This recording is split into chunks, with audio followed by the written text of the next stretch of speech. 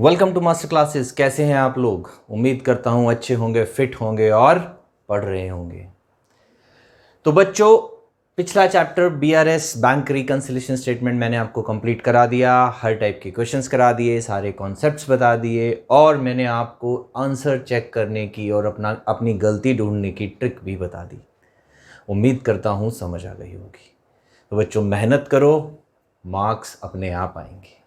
आपको सिर्फ उसे फॉलो करना है, पढ़ाई करनी है और अगर कोई डाउट है तो मुझे कमेंट बॉक्स में आके कमेंट लिखना है, बस। बाकी काम मेरा और बाकी कृपा ऊपर वाले की। मार्क्स तो बच्चों आएंगे ही आएंगे।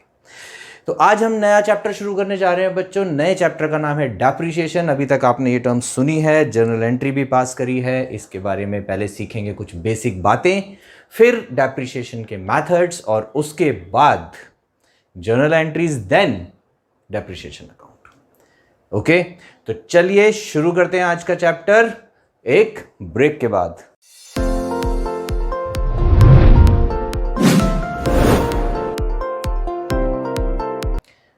Welcome back. सो बच्चों, डेप्रिसिएशन क्या होता है? डेप्रिसिएशन लो जी,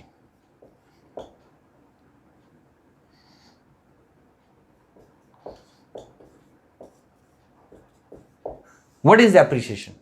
आप सबको पता है डेप्रिसिएशन क्या होता है, लेकिन वो बहुत थोड़ा है, थोड़ा ज्यादा पढ़ते हैं। आ जाइए।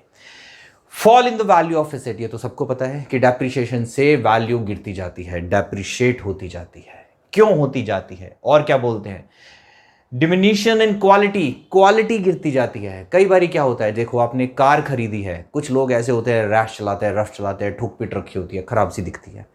कुछ ऐसे लोग होते हैं बिल्कुल सभ्य, जैसे ऑफिसर्स रैंक या आर्मी की कार्स देखो, एकदम चमकती हुई, 10 साल पुरानी भी होगी तो भी चमकती हुई। बट इसका मतलब ये थोड़ी ना है बच्चों कि उसकी क्वालिटी नहीं गिरेगी। With the passage of time जो लोहा यूज़ हुआ है बॉडी बनाने में, जो मशीनरी है, जो प्लास्टिक पार्ट्स हैं, जो टायर्स हैं, धीरे धीरे हर एक चीज़ की क्वालिटी जो है वो गिरती है।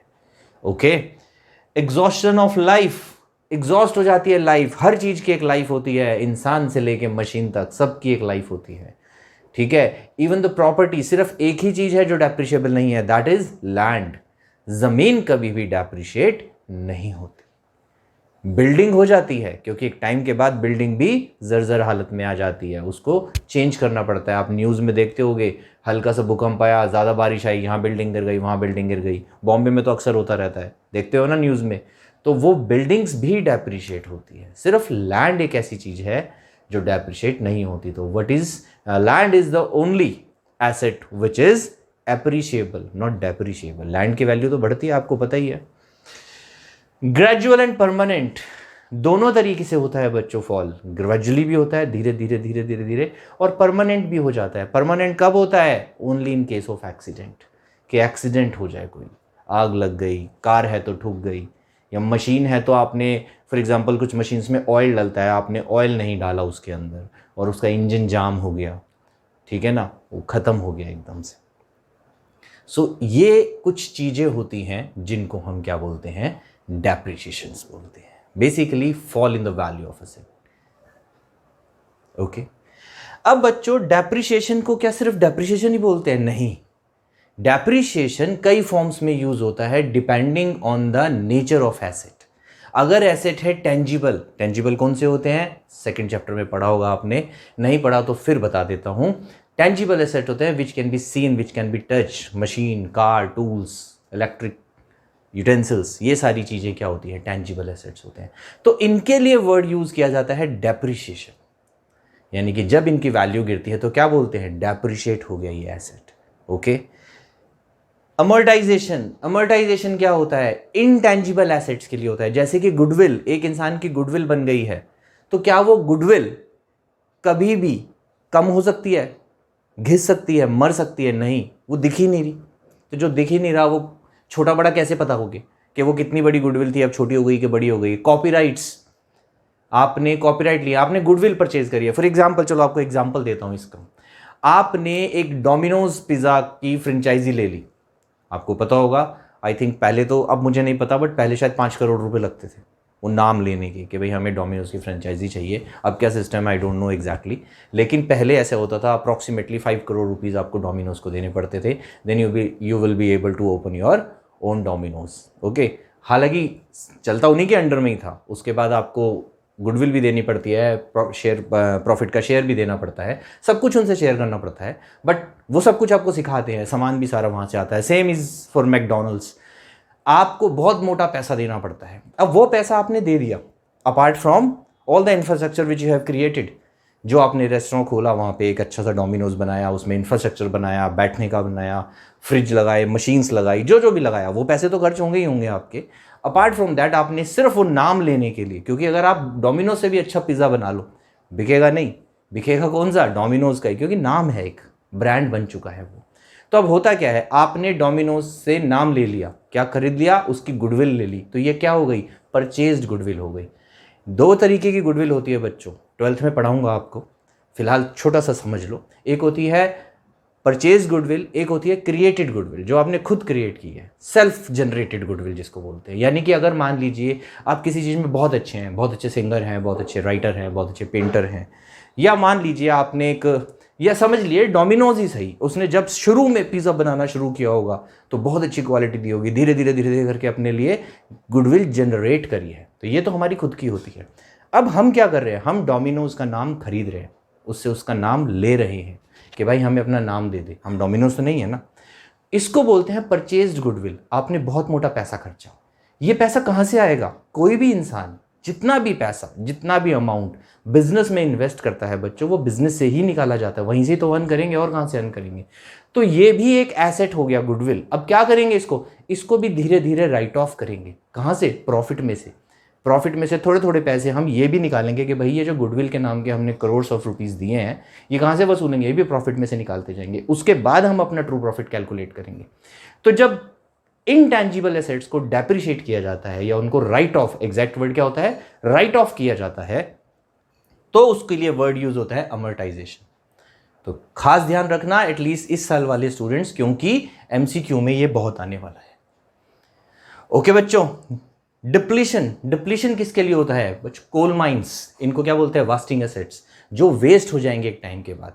आपको कोल माइंस के राइट्स मिल गए, अब आप कोयला निकाल रहे हो और बेच रहे हो, तो जो निकालने का बेचने का खर्च वो तो है ही, लेकिन जो आपने कोल माइंस के राइट्स लिए हैं, धीरे धीरे कोल माइन एक टाइम के बाद ज़मीन के अंदर से कोयला निकलना बंद हो जाता है। तो वो जो पैसा आपने गवर्नमेंट को दिया है कि हमें यहाँ माइंस खोदने दो, जिस भी कंपनी ने, उस पैसे को भी तो प्रॉफिट में से बराबर करना है। तो वो उनकी जितनी लाइफ होती है, उस लाइफ के अकॉर्डिंगली उसको हम डिवाइड करके हर साल थोड़ा थोड़ा पैसा वहाँ से अपने प्रॉफिट से उसको भी राइट ऑफ करते जाते हैं। बच्चों एक बात हमेशा याद रखना कि जब भी आप बिजनेस करते हो और बिजनेस में जितना भी पैसा लगाते हो, फिक्स एसेट्स लाते हो, फिक्स कॉस्ट हो गई, वेरिएबल कॉस्ट हो गई, ये सारे पैसे कहाँ से निकलेंगे तो बिजनेस में से ही ना, बस उनको हमने लिखने के अलग अलग तरीके दे दिए हैं। तो जब हम किसी भी एसेट को डेप्रिशिएट करते हैं तो हम वो सारा पैसा प्रॉफिट में से ही निकालते हैं और कहीं से नहीं निकाल सकते। Got it. तो उन्हीं के लिए अलग अलग एसेट के हिसाब से अलग अलग नाम दे दिया, यानी कि टेंजिबल एसेट्स है तो डेप्रिशिएशन वर्ड यूज करेंगे, इनटेंजिबल एसेट तो अमर्टाइजेशन यूज करेंगे, और अगर वास्टिंग एसेट्स हैं तो डिप्लीशन यूज करेंगे। Got it. चलिए, रीजंस और कॉजेज, किस वजह से डेप्रिशिएशन लगता है। सबसे पहला तो यूज, आपने कोई मशीन लिए, चला रहे घिसती जा रही है। कार है ना, फॉर एग्जाम्पल कार ले लो, आपने आज नई कार खरीद ली, क्या 10 साल बाद वो नई जैसी होगी, बिल्कुल भी नहीं होगी। कुछ ना कुछ प्रॉब्लम्स आने लग जाएंगी, आवाज़ ज़्यादा करने लग जाएगी, एसी काम नहीं कर रहा होगा, एवरेज कम दे रही होगी, मेंटेनेंस ज़्यादा मांग रही होगी। तो यूज़ के साथ धीरे धीरे मशीन जो है ख़त्म हो जाती है। अफ्लक्स ऑफ टाइम, चलिए मान लेते हैं कि आपने कार यूज़ ही बहुत कम करी है, मुश्किल से संडे चलाते थे थोड़ी, बिल्कुल नई खड़ी है, बट क्या जितने में खरीदी थी 5 साल 10 साल बाद उतने में बिक जाएगी, नहीं, पुरानी तो हो गई ना। As compared to other cars जो कि 10 साल पुरानी है, उनसे ज़्यादा पैसे उसको मिल जाएंगे, बट डेप्रिशिएट तो वो भी होगी, ऐसा तो है नहीं कि डेप्रिशिएट नहीं होगी। Got it. तो टाइम के साथ भी चीज़ों की वैल्यू गिर जाती है। ऑब्सोलिसेंस, अब बच्चों ये क्या होता है, ऑब्सोलिसेंस का मतलब होता है नई टेक्नोलॉजी के आने से पुरानी टेक्नोलॉजी का आउटडेटेड हो जाना। तो जब जैसे ही नया आईफोन आता है, पुराने क्या हो जाते हैं, सस्ते हो जाते हैं। क्यों हो जाते हैं, आउटडेटेड हो जाते हैं, सबको नया खरीदना है। और बहुत सारी चीज़ें हैं, नई कार्स आ जाती है, नए मॉडल्स आ जाते हैं, ठीक है, मोबाइल्स हो गया, टीवी का एग्जांपल ले लो, पहले ब्लैक एंड वाइट टीवी आते थे, कलर टीवी आए तो ब्लैक एंड वाइट ऑब्सोलीट हो गया, देन फ्लैट स्क्रीन आए तो वो कलर टीवी ऑब्सोलीट हो गया, देन एलसीडी आ गया तो वो फ्लैट स्क्रीन ऑब्सोलीट हो गया, देन एलईडी आ गया तो एलसीडी ऑब्सोलीट हो गया। तो होता क्या है, उनकी वैल्यू गिर जाती है कि अब इसकी कोई वैल्यू नहीं बची। एक टाइम में जो एलसीडी कोई किसी ने 2 लाख 2.5 लाख रुपया खरीदा होगा, आज उसके 5,000 रुपये भी मार्केट में नहीं मिलेंगे, चाहे वो सही चल रहा हो, उससे प्रॉब्लम नहीं है कि वो चल कैसा रहा है, क्या है, आउटडेटेड हो गया, ऑब्सलीट हो गई ये आइटम, ट्रेंड में नहीं है, नहीं चलेगी, वैल्यू गिर गई। देन एक्सीडेंट्स, ये तो मैं बता ही चुका हूँ, टूट गया, फूट गया, कुछ भी ऐसा हो गया, उसकी वजह से वैल्यू गिर गई, वो तो गिर गई, कुछ भी कर सकते हैं। ओके, तो ये सब ग्रेजुअली होते हैं, ये एक है जो परमानेंट एकदम से ही वैल्यू गिर जाती है, ये धीरे धीरे गिरती है इन केसेस में। Got it. चलिए, ऑब्जेक्टिव्स क्या होते हैं? ऑब्जेक्टिव्स, क्यों हम डेप्रिसिएशन लगाते हैं, किस उद्देश्य से लगाते हैं बच्चों? सबसे पहला, करेक्ट प्रॉफिट एंड लॉस। मैंने अभी आपको बताया कि जो भी पैसा आप लगाओगे, चलो एक एग्जांपल लेके बताता हूं आप लोगों को, एग्जांपल से समझ में आता है। फॉर एग्जांपल, आप शर्ट्स बना रहे हैं, ओके, आपकी फैक्ट्री है, आप शर्ट्स बना रहे हैं, आपने एक फैक्ट्री सेटअप कर ली जिसमें आपने फॉर एग्जांपल 25 लाख रुपीस खर्च दिए, आपने एक बिल्डिंग ली रेंट पे, देन उसमें सिलाई की मशीनें लगाई, स्विंग मशीन ऑल की जितनी भी होती हैं, प्रेसिंग की मशीन लगाई, और जो बटन लगाने वाली जितनी भी मशीन्स मैन्युफैक्चरिंग के लिए शर्ट्स की चाहिए होती है एंड पैकिंग के लिए, आपने सारी बना ली। ओके, वो 25 लाख रुपीज़ आपके लग गए। अब वो तो लग गए फिक्स, दोबारा तो लगेंगे नहीं, ये तो फिक्स कॉस्ट होती है, सन कॉस्ट बोलते हैं इसको। ओके, अब क्या होगा, आगे चलते हैं। अब आप कपड़ा खरीदोगे, धागा खरीदोगे, बटन्स खरीदोगे, सिलाई होएगी, इलेक्ट्रिसिटी का बिल आएगा, लेबर को सैलरी दोगे, जितने भी लेबर काम कर रहे हैं, मैनेजर को सैलरी दोगे, रिपेयर मेंटेनेंस के खर्चे आएंगे। ये सारे क्या है, वेरिएबल कॉस्ट है, यानी कि प्रोडक्शन होगी तो ये सारे खर्चे आएंगे, प्रोडक्शन नहीं होगी तो ये खर्चे नहीं आएंगे। तो वेरिएबल कॉस्ट तो हमें बचानी है। Got it. अगर आप इकोनॉमिक्स पढ़ रहे हैं तो इकोनॉमिक्स में भी ये सारी चीज़ें आएंगी, वेरिएबल कॉस्ट क्या होती है, फिक्स कॉस्ट क्या होती है, तो यहाँ पे भी समझ लीजिए, वहाँ पे भी समझ लेना। अभी इकोनॉमिक्स की क्लासेस मैंने बनाई नहीं है, बट इकोनॉमिक्स की क्लासेस में मैं बनाऊंगा। थोड़ा सा टाइम की कमी है तो मुझे लगा पहले एक सब्जेक्ट कंप्लीट कर ले, वरना क्या होगा, दोनों ही अधूरे रह जाते, तो अधूरी चीज़ें मुझे अच्छी नहीं लगती। सो बच्चों, क्या बता रहा था, देखो भूल गया ना, हाँ, करेक्ट प्रॉफिट एंड लॉस। तो वेरिएबल कॉस्ट तो हमें कवर करनी है। अब फॉर एग्जाम्पल, एक शर्ट की वेरिएबल कॉस्ट आती है 200 रुपये, चलो 200 रुपये तो हमारे लग गए, अब हमें इससे ज़्यादा कमाने हैं, ओके। लेकिन जो वो 25 लाख रुपए लगा दिए, क्या वो नहीं बराबर करने, वो भी तो बराबर करने हैं। अगर मान लो आप उन्हें भूल जाते हो, फॉर एग्जाम्पल आपने 25 लाख रुपए किसी से इंटरेस्ट पे लिए थे, उधार लिए थे, इंटरेस्ट पे लेके आपने लगा दिए। अब आपने इंटरेस्ट भी जोड़ लिया कॉस्ट में, 200 रुपये में आपका इंटरेस्ट भी निकल रहा है, आपके सारे खर्चे भी निकल रहे हैं, और आपको कुछ प्रॉफिट भी आ रहा है थोड़ा सा। वो प्रॉफिट आप अपने घर ले जाते हो और वो खर्च हो जाता है। नॉर्मली घर खर्च के लिए पैसे चाहिए होते हैं, ओके। अब होगा क्या, मशीन चलती जाएंगी चलती जाएंगी चलती जाएंगी। फॉर एग्जांपल 10 साल की लाइफ थी, 10 साल आप ऐसे ही चलाते रहे 10 साल के बाद सारी मशीन्स खराब हो गई। अब क्या करोगे, लेबर निकाल दोगे, कोई प्रॉब्लम नहीं है। प्रोडक्शन बंद हो जाएगी, सारी वेरिएबल कॉस्ट खत्म हो जाएगी, कोई प्रॉब्लम नहीं है। आप तो सोच रहे थे आप कमा रहे हो, लेकिन अब क्या होगा, इंटरेस्ट कहाँ से दोगे? चलो बिल्डिंग भी छोड़ दी, रेंट की थी, उठा के कहीं पे मशीनें एक तरफ रख दी जहाँ हमारे ऊपर रेंट नहीं आ रहा।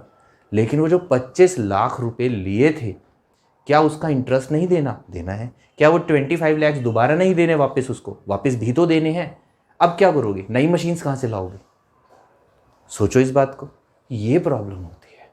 या मान लो आपने उधार भी नहीं लिए थे, वो पैसे आपके खुद के थे, जोड़े हुए, आपने धीरे धीरे करके पहले पैसे जोड़े थे, या आपने अपना कोई एसेट बेचा था, उससे वो पैसे जोड़े थे, तो वो सब अब जीरो हो गए। अब बताओ दोबारा से प्रोडक्शन कैसे होगी? आपकी पूरी 10 साल की मेहनत, आपने जो अपना ब्रांड क्रिएट किया, वो क्या हो गया, सब जीरो। और जो आप सोच रहे थे कि आप प्रॉफिट कमा रहे हो, एक्चुअली में आपने प्रॉफिट नहीं कमाया बच्चों। बात समझ में आ रही है? तो हमें करेक्ट प्रॉफिट एंड लॉस कब पता चलता है? जब हम अपने एसेट्स का डेप्रिसिएशन लगाते हैं। Got it? डेप्रिसिएशन एक एक्सपेंस है जो प्रॉफिट एंड लॉस में दिखाया जाता है। वो किसी को देना नहीं होता, वो सिर्फ ये दिखाते हैं कि भाई ये पैसे भी तो प्रॉफिट में से निकालने हैं, इसके बाद जो बचा वो हमने कमाया। Got it? चलिए, true and fair view of financial position. अब ये क्या है? सच है ये। मान लीजिए आपने एक 50 लाख रुपए की रेंज रोवर, 50 लाख की नहीं आती, शायद और महंगी आती है, चलो जितने की भी आती है, आपने एक रेंज रोवर कार खरीद ली बहुत पैसे की, और आप बता रहे हो मेरे पास 50 लाख की कार है, 50 लाख की कार है। पहले साल बताया है, बंदों को लगता है यार 50 लाख की कार है, पता नहीं कितना अमीर होगा, ठीक है। उसके बाद दूसरे साल मेरे पास 50 लाख की कार है, बंदे हाँ यार 50 लाख की कार है, अमीर है अमीर है। तीसरे साल, चौथे साल, पाँचवें साल, 15 साल हो गए, अब वो कार हो गई खटारा, चलती ही नहीं है, खड़ी ही रहती है। अब आप बोलो मेरे पास 50 लाख की कार है, सामने लगेगा चलती तो है नहीं, खटारा से ही खड़ी रहती है, एवं ही कहते रहता है 50 लाख की कार है, 50 लाख की कार है, कबाड़ के भाव में बिकेगी। बात समझ रहे हो? तो क्या आपकी सही फाइनेंशियल पोजीशन नज़र आ रही है लोगों को? नहीं। अगर आप उस टाइम कहो कि मेरे पास 50 लाख की कार है, तो क्या आप अमीर हो? नहीं हो। आपके पास उसे चलाने के, रिपेयर कराने के, दूसरी कार खरीदने के पैसे भी नहीं है। आपकी सही फाइनेंशियल पोजीशन तब पता चलती है जब आप एसेट्स को डेप्रिशिएबल वैल्यू पे दिखाते हो कि एक्चुअली में हमारे पास क्या है। ये जो बड़ी बड़ी कंपनीज डूब जाती हैं, ये क्यों डूबती हैं? क्योंकि एसेट्स को हाई वैल्यू पे दिखाती है, बैंक से लोन्स ले लेती है, और उसके बाद होता क्या है, एक्चुअली में एसेट्स की वैल्यू नहीं होती। जब वो पे बैक नहीं कर पाते तो फिर भागते हैं, कंपनीज इंसॉल्वेंट हो जाती हैं। Got it? चलिए, third point, cost of production. अब बच्चों कॉस्ट ऑफ प्रोडक्शन मैं आपको पहले ही बता चुका हूँ, फिर से वही पॉइंट आ गया कि एक्चुअल कॉस्ट जो हमने शर्ट की 200 रुपये निकाली थी, वो 200 रुपये नहीं थी, क्योंकि हमने उसमें डेप्रिसिएशन ऐड नहीं किया था। तो जब तक वो मशीन जो घिस रही है, धीरे धीरे यूज़ हो रही है, वो भी प्रोडक्शन में यूज़ हो रही है ना, तो उस मशीन की वैल्यू जब तक हम अपनी कॉस्ट ऑफ प्रोडक्शन में ऐड नहीं करेंगे, हमें एग्जैक्ट कॉस्ट ऑफ प्रोडक्शन नहीं पता चलेगी। ओके। रिप्लेसमेंट कॉस्ट मैंने आपको बता दिया ये पॉइंट भी, कि जब भी हम एक बार मशीन लगाते हैं, replacement cost of assets basically, कि रिप्लेस कैसे करेंगे। जब 10 साल बाद मशीनें खराब हो गई तो अब हमारे पास पैसे ही नहीं है, क्योंकि हमने उस नाम के पैसे निकाले ही नहीं अलग से। अगर हम डेप्रिसिएशन के पैसे अपनी कॉस्ट में ऐड करते और प्रॉफिट में से अलग निकाल के रखते और उस हिसाब से अपना मार्केट प्राइस जो है फिक्स करते अपने प्रोडक्ट का, तो आज हमारी बैंक अकाउंट में या हमारी कंपनी के पास उतने पैसे दोबारा जुड़ गए होते कि हाँ भाई 10 साल में मशीन्स खराब हो जाएगी, तो 10 साल में ये 25 लाख रुपए भी तो निकालने हैं, ताकि हम दोबारा मशीन्स फिर से खरीद सके और फिर से हम अपनी प्रोडक्शन को कंटिन्यू कर सके। तो डेप्रिसिएशन को और क्या बोला जाता है? Replacement cost of assets. Okay. Then legal provisions तो यहाँ है ही, गवर्नमेंट कहती है कि भाई डेप्रिसिएशन लगाओ, टैक्स में छूट मिलती है, टैक्स बचता है, और गवर्नमेंट भी यही कहती है कि कुछ भी गलत मत दिखाओ। अगर आप डेप्रिसिएशन नहीं लगा रहे हैं, इट मीन्स आप अपना प्रॉफिट भी करेक्ट कैलकुलेट नहीं कर रहे हैं और आप अपनी फाइनेंशियल पोजीशन को भी करेक्ट नहीं दिखा रहे। ओके बच्चों, कुछ और इंपॉर्टेंट टर्म्स जो इस चैप्टर में यूज होंगी, जैसे कि कॉस्ट। अब कॉस्ट का मतलब क्या होता है बच्चों? कॉस्ट का मतलब सिर्फ परचेज प्राइस नहीं होता, आप जर्नल एंट्रीज में भी कर चुके हो कि installation charges, freight at the time of purchase. और अगर कोई सेकेंड हैंड मशीन खरीदी है तो उसको अगर आपको एक बार खरीदते ही जो पैसे उसके ऊपर लगाने पड़ गए, चाहे रिपेयर है चाहे मेंटेनेंस है। फॉर एग्जांपल आपने एक सेकेंड हैंड कार खरीदी है और कार खरीदने के बाद आपने उसे पूरा काम करवाया अच्छे से, इंजन का, इसका उसका, तो वो सब उसकी कॉस्ट का पार्ट है, वो रिपेयर्स का पार्ट नहीं है। हाँ, एक बार मशीन चलने लग गई, कार चलने लग गई, महीने बाद 2 महीने बाद फिर कुछ खराब हो गया, दैट इज़ रिपेयर। तो एंट्री क्या होगी? Repairs account debit to cash account. पर खरीदते वक्त क्या एंट्री होगी? Repairs account debit? No, it's car account debit to cash account. तो खरीदते वक्त जो भी प्राइस हम पे करते हैं प्लस उसको लाने का खर्चा, फॉर एग्जांपल आपने एक मशीन मंगाई है बाहर से, 1 लाख रुपए की मशीन है, पर आने के 20,000 रुपये और लग गए, तो मशीन की कॉस्ट कितनी हो गई? 1,20,000। प्लस उसे इंस्टॉल कराने के लिए आपको और 10,000 रुपये देने पड़ गए, मैकेनिक बुलाना पड़ गया, कोई अच्छा कोई इंजीनियर बुलाना पड़ गया, तो that is again the cost of asset. Okay. तो जब हम कॉस्ट निकालेंगे डेप्रिसिएशन लगाने के लिए, हम ये सारी चीजें ऐड करेंगे। देन रेजिडुअल और स्क्रैप वैल्यू। अब ये क्या होता है? स्क्रैप तो आपको पता ही है, रेजिडुअल वैल्यू वही चीज होती है, यानी कि कबाड़े का भाव। किस वैल्यू में, मिनिमम वैल्यू कि भाई अब वही है, रेंज रोवर 15 साल 20 साल पुरानी हो गई है, चल नहीं रही है, कोई नहीं खरीदेगा, वो किस भाव में बिकेगी? अब वो तोले के भाव में बिकेगी, वेट के हिसाब से, लोहे के हिसाब से। कौन लेगा उसे? कबाड़ी वाला लेगा, स्क्रैप डीलर्स लेंगे। तो वो जो एक पैसे होते हैं कि हर हाल में इतने पैसे तो इसको बेचने पे मिलेंगे ही मिलेंगे, that amount is called residual और स्क्रैप वैल्यू। और एक बात बता दूं, अगर उसको बेचने में कोई कमीशन पे करना पड़ रहा है तो वो इसमें से माइनस हो जाता है, क्योंकि वो आपके हाथ में नहीं आया।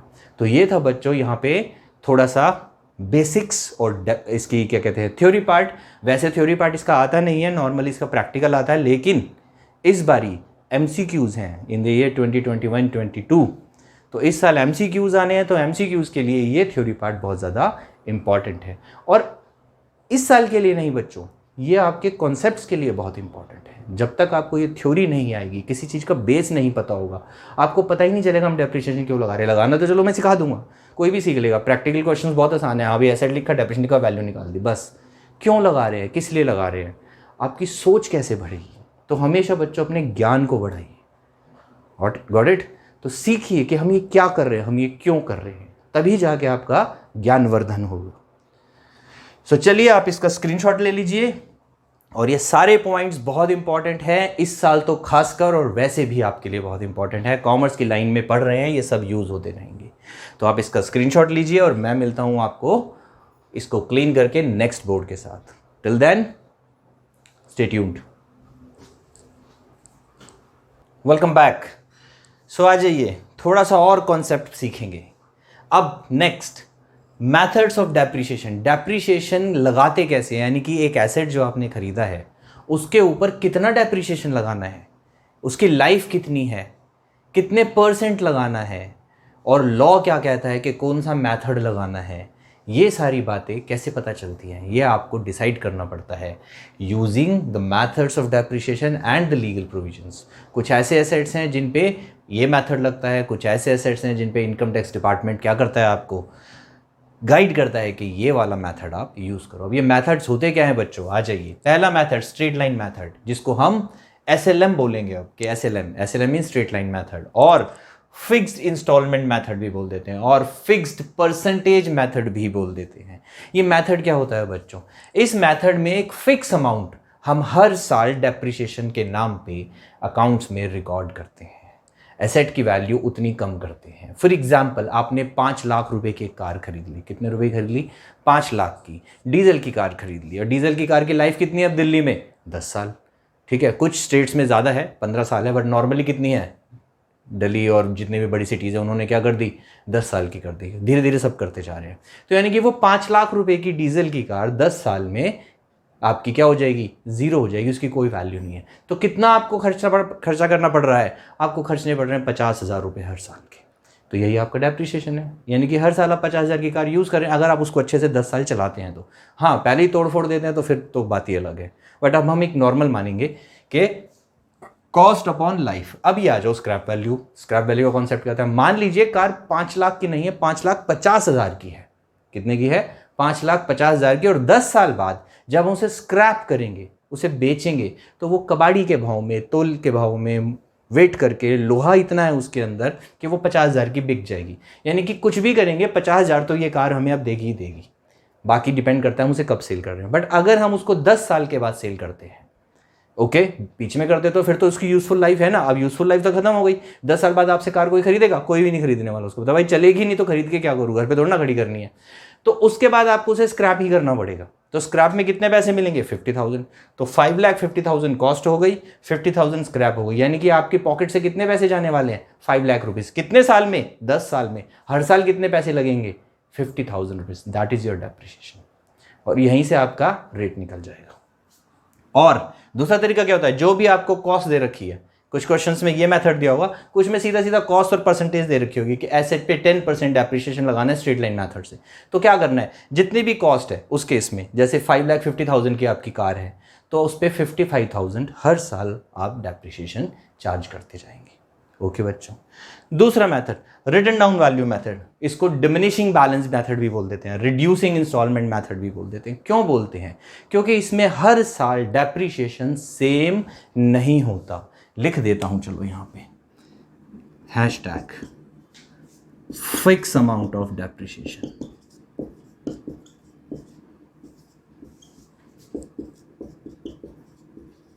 Every year.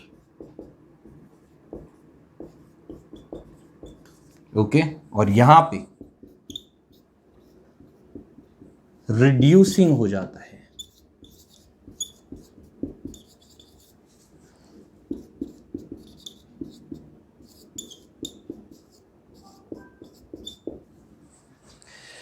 अब यहां पे तो क्या था, फिक्स अमाउंट हो रहा था, लेकिन यहां पे क्या है, अमाउंट गिरता जाएगा। कैसे गिरता जाएगा, मान लीजिए कि आपको ये कहा गया है आपकी 5 लाख रुपीस की कार है और उस पर 10% डेप्रिसिएशन लगाना है यूजिंग दिस मेथड। तो क्या होगा, पहले साल 5 लाख का 10%, यानी कि वैल्यू कितनी डाउन हो गई, 50,000। कितनी वैल्यू बची अब कार की, 4,50,000। समझिए कहाँ, चलो यहाँ लिखते हैं। मान लीजिए कि 5 लाख रुपीज़ की कार थी, पहले साल डेप्रिसिएशन लगाया 50,000, कितनी वैल्यू रह गई 4,50,000। ओके, अब दूसरे साल कितना डेप्रिसिएशन लगेगा? अगर मेथड है ये तो फिर से 50,000, पर अगर मेथड है ये तो कितना लगेगा 45,000। डिफरेंस समझ में आ गया बच्चों? तो वैल्यू कितनी रह गई 4,05,000, और जबकि ये मेथड होता तो वैल्यू होती 4 लाख।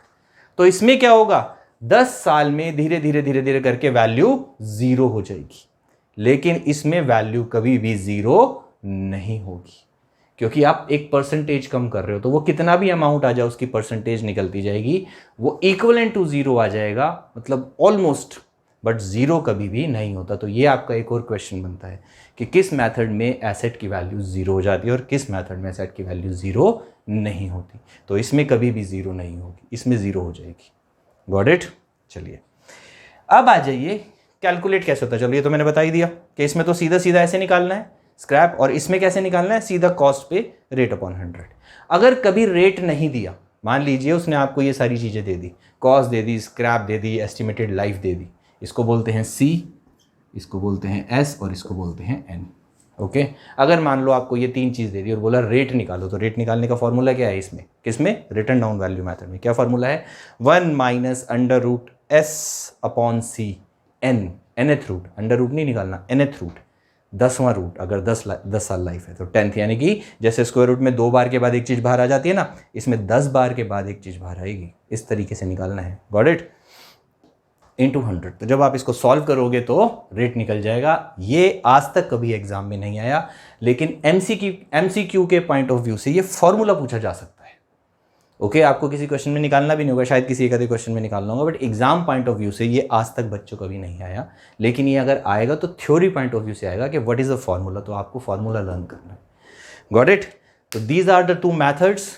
इनके फार्मूलाज कैसे अप्लाई करते हैं, क्या फ़र्क पड़ता है, इसमें फिक्स अमाउंट होता है, इसमें हर साल अमाउंट डेप्रिसिएशन का कम होता जाता है, इसमें वैल्यू 0 हो जाएगी, इसमें वैल्यू कभी भी 0 नहीं होगी। अब आ जाओ next, methods of recording. Record कैसे किया जाता है? मैंने अभी आपको बताया था कि depreciation means fall in the value of asset, यानी कि एसेट की वैल्यू गिरती जाती है। अब बच्चों इसमें ना 2 तरीके होते हैं। एक, हम अपने बैलेंस शीट में एसेट साइड में एसेट लिखते हैं, उसकी वैल्यू को कम करते जाओ, तो हमें कभी भी ये नहीं पता चलेगा कि हमारा जो एसेट था उसकी ओरिजिनल कॉस्ट क्या थी। हिस्टोरिकल कॉस्ट कॉन्सेप्ट आपको पता है कि हम एसेट्स को किस पे रिकॉर्ड करते हैं, हमेशा उसकी परचेज प्राइस पे। Got it? मान लो आज आपके पास एक BMW कार है जो किसी टाइम में 50 लाख की होती थी, पर अब आपने 20 लाख रुपए में सेकेंड हैंड खरीदी है, तो आपके एसेट की वैल्यू कितनी है 20 लाख, बट इंसान को क्या लगेगा, आपके पास 20 लाख वाली कार है, किसी को आप बोलते हो मैंने 20 लाख की कार खरीदी है, तो उसकी रेंज उस 20 लाख वाली कार में चली जाएगी, वो कभी नहीं सोचेगा BMW खरीदी होगी। Got it? लेकिन जब आप बोलते हो मैंने 50 लाख वाली BMW सेकेंड हैंड खरीदी है 20 लाख में, तो उसको पता चलेगा कि आपने BMW खरीदी है। Got my point? तो ऐसे ही 2 तरीके होते हैं। एक, सीधा सीधा माइनस करके वैल्यू दिखाते रहो। तो मान लो 2 साल 3 साल बाद अगर कोई भी इंसान आपकी बैलेंस शीट देगा, उसको देगा मशीन है इतने रुपए की है, यानी कि वो उसकी प्रेजेंट वैल्यू दिखा रहा है, राइट? ये नहीं पता कि मशीन कौन सी वाली है, किस रेंज की खरीदी थी आपने, ऑटोमेटिक खरीदी थी, इंपोर्ट कराई थी, क्या लोकल खरीदी थी, वो नहीं जज कर सकता, क्योंकि प्राइस होता है ना, प्राइस से पता चल जाता है। Got it? दूसरा तरीका है, आप अपनी बैलेंस शीट में एसेट साइड में तो उसकी फुल वैल्यू दिखाओ कि मेरे पास 50 लाख की कार थी, पर इस साइड में आप दिखा दो कि इस पे अभी तक 30 लाख का डेप्रिसिएशन लग चुका है, तो अंदाजा हो जाएगा कि अच्छा 50 लाख वाली कार खरीदी थी, पर अब वो 20 लाख की वैल्यू की बची है, और ज़्यादा प्रेजेंटेबल लगता है, फेयर वैल्यू लगती है। Got it? तो ये 2 पॉइंट्स पता चल गए आपको। तो इसी पे हमारे 2 मेथड्स आते हैं। एक, when depreciation is charge by credit दो एसेट अकाउंट, तो हमने क्या करा, सीधा एसेट को क्रेडिट कर दिया। क्रेडिट मींस कम कर दिया। एसेट जब खरीदते हैं तो डेबिट होते हैं, यानी कि इंक्रीज जब होते हैं तो डेबिट होते हैं और डिक्रीज जब होते हैं तो क्रेडिट होते हैं। अगर ये रूल नहीं याद है तो बहुत गलत बात है बच्चों, याद होने चाहिए आपको सारे के सारे रूल्स। अगर फिर भी नहीं याद तो मेरे रूल्स ऑफ डेबिट क्रेडिट की क्लास देख लेना।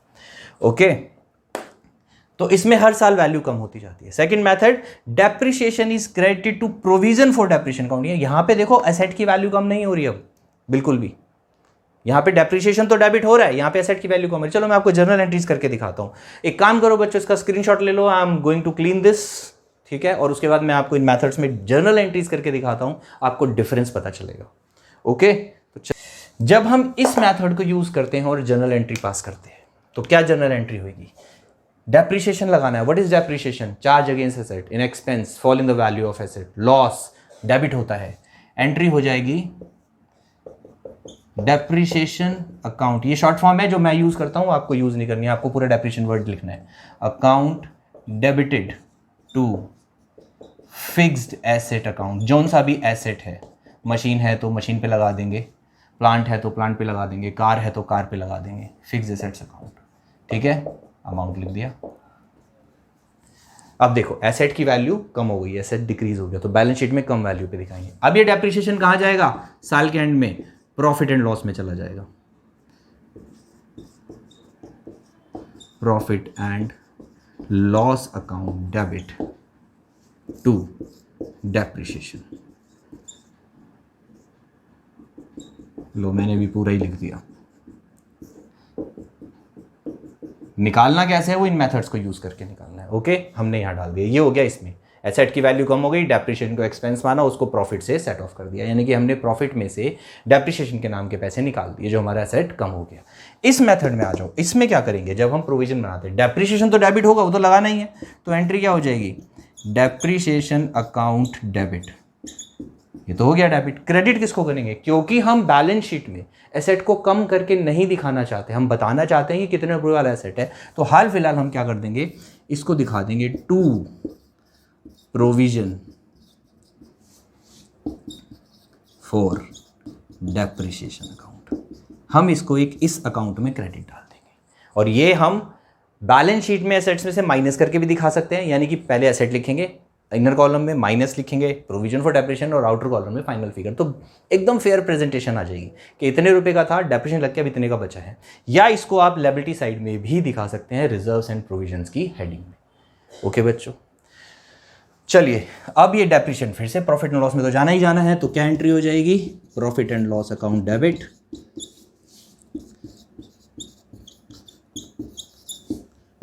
To depreciation account.